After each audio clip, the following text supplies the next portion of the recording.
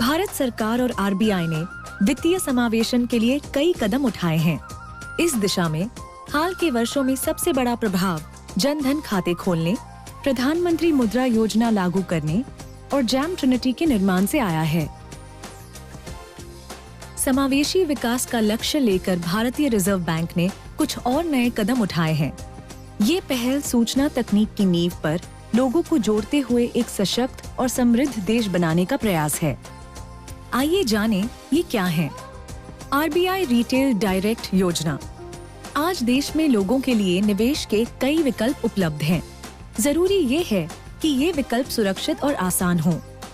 Government securities में निवेश एक ऐसा विकल्प है जो पूंजी को सुरक्षित रखते हुए अच्छे रिटर्न प्रदान करता है। फिर भी छोटे निवेशक, वेतन भोगी और पेंशन भोगी गवर्नमेंट सिक्योरिटीज की खरीद और बिक्री को जटिल मानते हैं।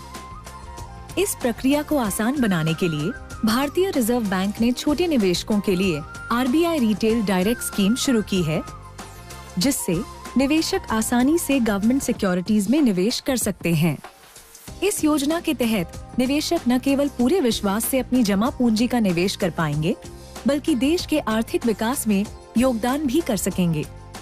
अब छोटे निवेशक एक ऑनलाइन पोर्टल RBIRetailDirect.org.in द्वारा आरबीआई में अपना गिल्ट अकाउंट यानी प्रतिभूति खाता खोलकर अपने बैंक खाते से सीधे गवर्नमेंट सिक्योरिटीज में निवेश कर सकेंगे। यह सुविधा निशुल्क है। रिजर्व बैंक एकीकृत लोकपाल योजना। वित्तीय समावेशन का एक पहलू सुदृढ़ शिकायत निवारण तंत्र है और इसे सरल, सुविधाजनक और सुलभ बनाने के लिए reserve bank integrated ombudsman scheme की शुरुआत की गई है, जो मौजूदा लोकपाल योजनाओं को एकीकृत करती है।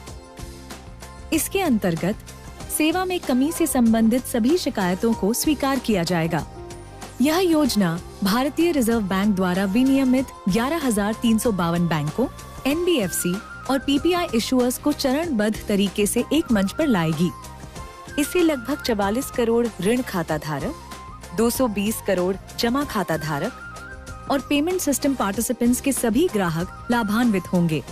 शिकायत दर्ज करने तथा उसे ट्रैक करने के लिए सभी ग्राहकों को अब एक पोर्टल, एक ईमेल और एक पते की सुविधा होगी।